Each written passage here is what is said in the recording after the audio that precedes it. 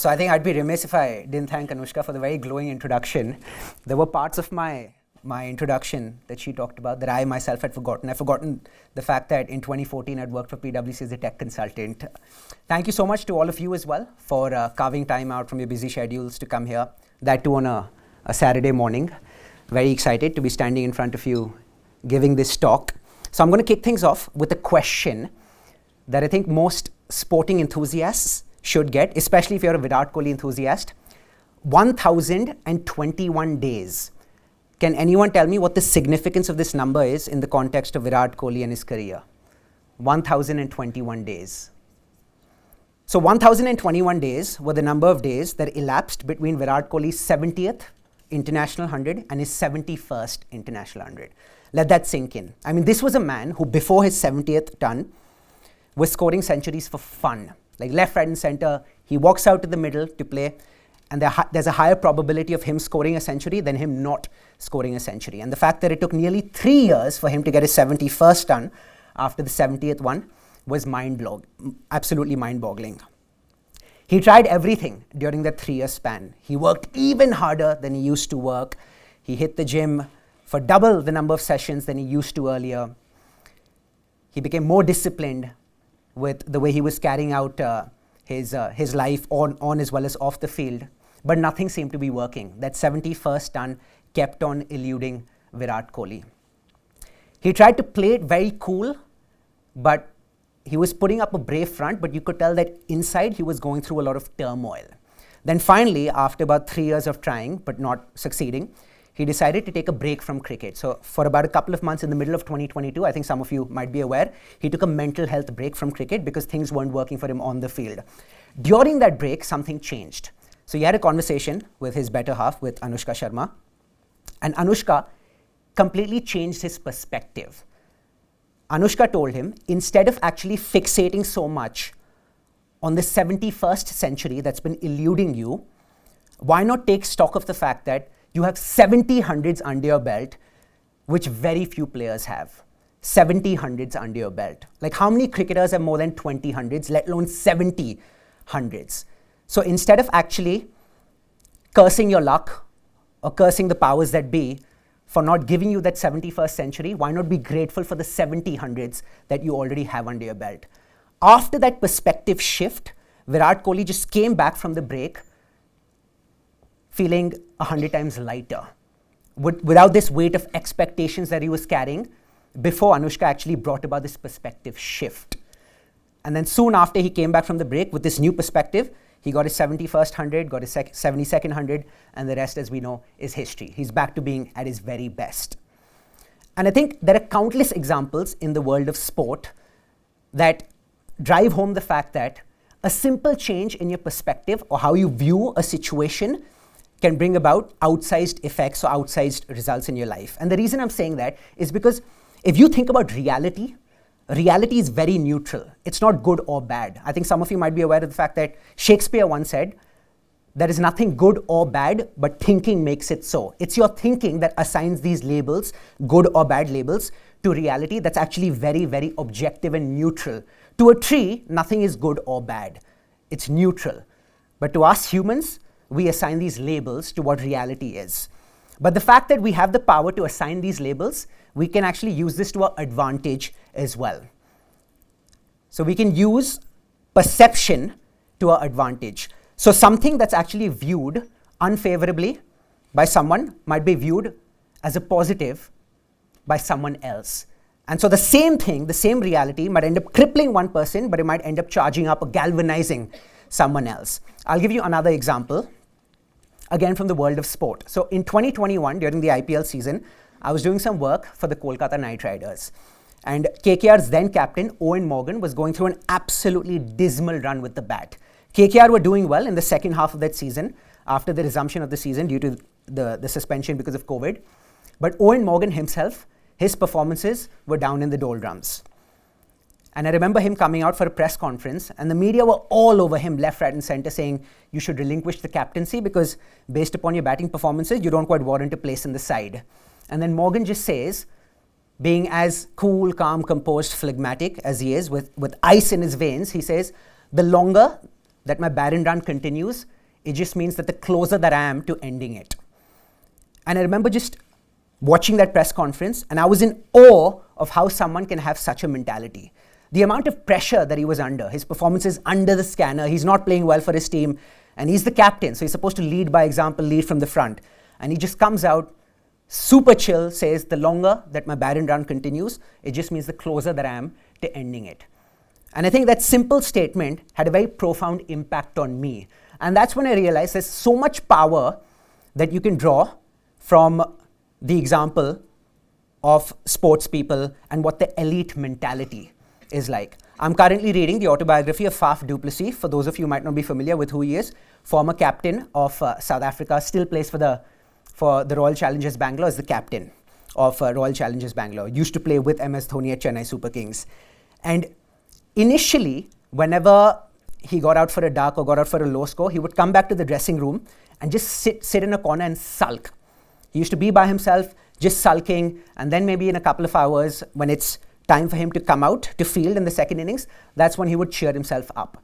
But then he wasn't liking the fact that he had such a sour attitude every time he got out for a duck, every time he got out for a low score. And that's when he decided that, you know what, going forward, whenever I come back, even if I haven't performed well, I will not dwell on the fact that I didn't perform well, because every single person has two choices. Either you brood over what's gone wrong, or you ask yourself, okay, is there an alternative way of looking at this? And then he reframed the situation by thinking, you know what, I may not have contributed with the bat, but who knows, when I walk out to the field in the second innings, maybe I end up taking a catch that's stunning that ends up winning my team the match. Maybe I end up effecting a run out, as a result of which the game completely changes on its head. And who knows, that pivotal moment might just end up being the watershed moment that took place in the match, or the match-winning moment. And so just because I didn't quite contribute with the bat, that doesn't mean I can't contribute in the second innings. As a result of which his attitude again completely changed because of this simple reframing. And so there's immense power that lies in reframing. Now, when I say reframing, I'm not talking about us being positive all the time. That is not possible. Unless, of course, you beer biceps. Then you can probably be positive all the time.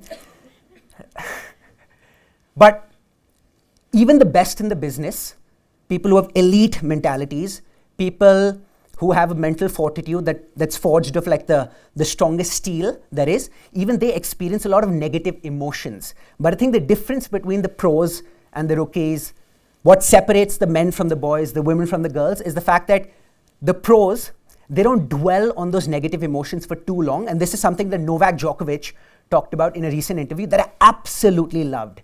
He said, look, it's not that I'm wearing a cloak of invulnerability. Like, I feel the negative emotions as well when things might not be going my way during a match that I'm playing. But the difference is, and this is something he's trained his mind to do, the difference is that earlier I used to dwell on those negative emotions for a long, long time. But now I don't stick with those negative emotions for too long. I'm very quick in reframing it into something positive. It's not an obstacle, it's an opportunity. It's not a stumbling block, it's a stepping stone. And that's what the best in the business do, that we can emulate as well in our respective lives. One way in which we can do that is by changing our attitude or our outlook towards stress. Now, I'm speaking with college students, and I'm pretty sure for you guys, there are three constants in life: death, taxes, and stress. And it was the same way for me as well when I was in college. In fact, I've been walking through campus, and it's been a good walk down memory lane, bringing up pleasant memories, but also very unpleasant memories of how stressful it was for me as an engineer when I was studying at Georgia Tech in Atlanta. But something that I've learned from this neuroscientist that I follow, Dr. Andrew Huberman, is that your mindset towards stress can actually dictate whether the stress that you're experiencing has a crippling effect on you, or whether that stress actually charges you up. So if you think of stress as a positive, if you think, you know what, stress is making me laser focused, stress is what is ensuring that I'm focusing on the task at hand because I have like a midterm or an exam to prepare for tomorrow. Stress is what's ensuring that I'm not getting sidetracked by other things, by other distractions. Then stress can actually work for you. Whereas if you think stress is not good for me, I'm paralyzed because of stress, then that's exactly how the outcome is going to materialize as well.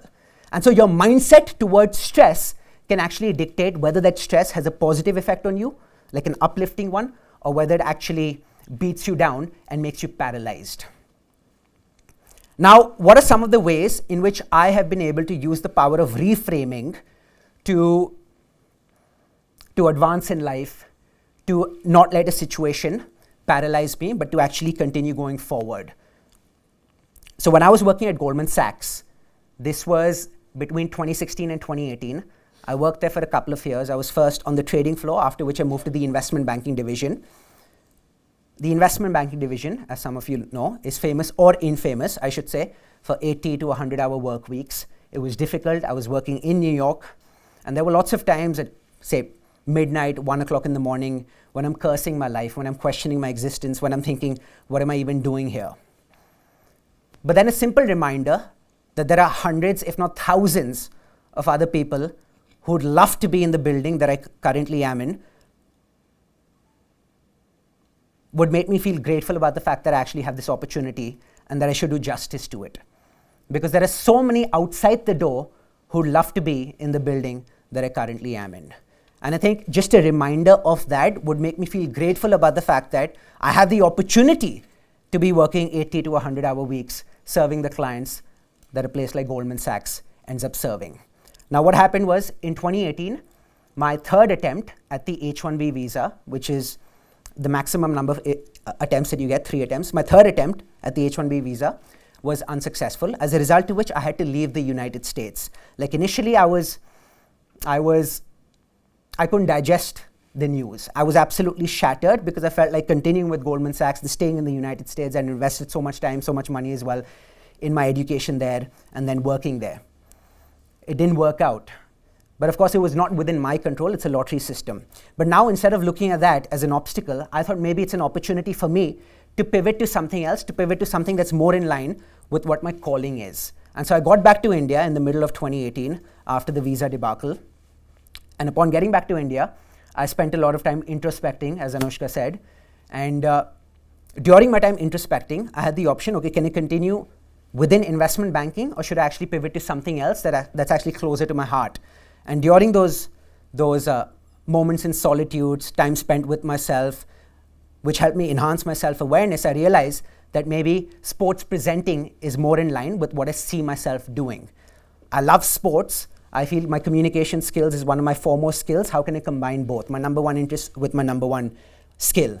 And so I thought about becoming a sports presenter. Again, a situation that could have crippled someone, and it did cripple me temporarily, but then I thought about reframing it, looking at the positive. How is it that I actually can use this as a stepping stone and not let this get the better of me? So I moved to sports presenting, and that's what I do currently. In my career as a sports presenter, oftentimes the way I start a show ends up dictating what my performance is during the rest of the show. So in the event that, say, I didn't quite get off to a good start, it used to affect me a lot. It used to play on my mind. That thought used to linger that, you know what, it wasn't quite the perfect start for me.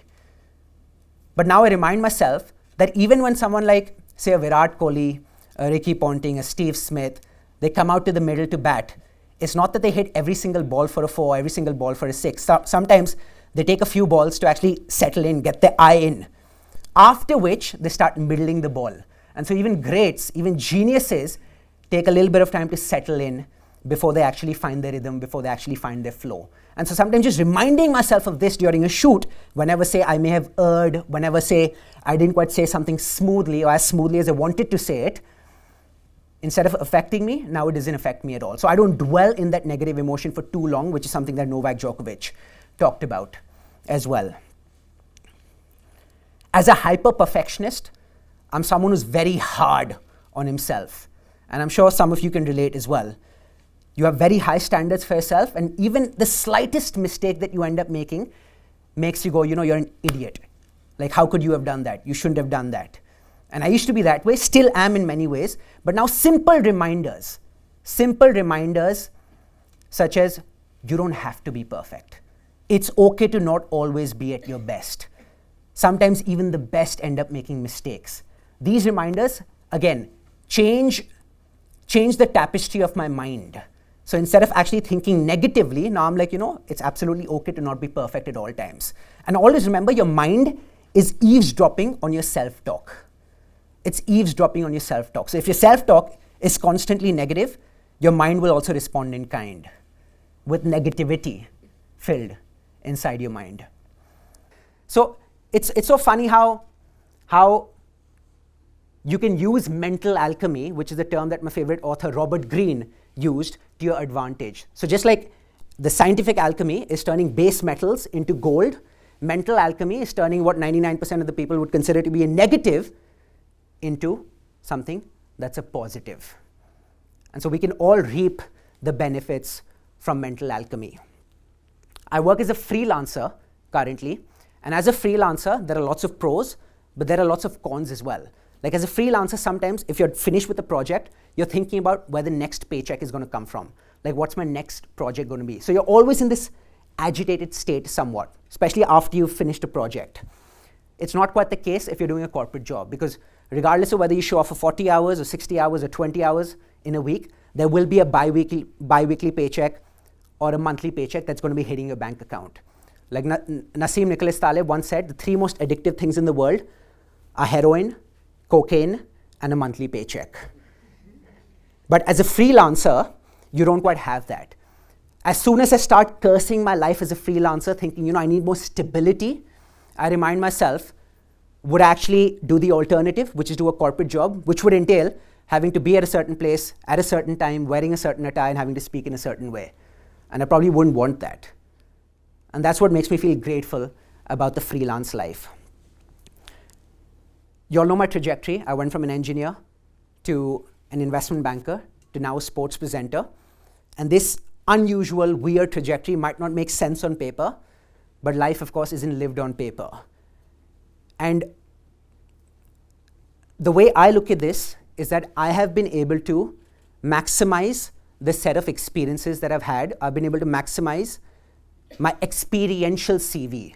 We're so fixated on embellishing a paper CV or a paper resume that sometimes we lose stock of the fact that I think your CV of experiences or your experiential CV is very important as well. And so to conclude, what I would say is focus on getting as diverse a skill set as possible. The future belongs to those who have a diverse skill set and are able to combine those different skills in a very unique and creative way. So focus on getting a diverse skill set, focus on maximizing your experiential CV, and then when you combine both, you're going to be absolutely unstoppable. Like it'll lead to an epic outcome or an epic story or both. So good luck to all of you.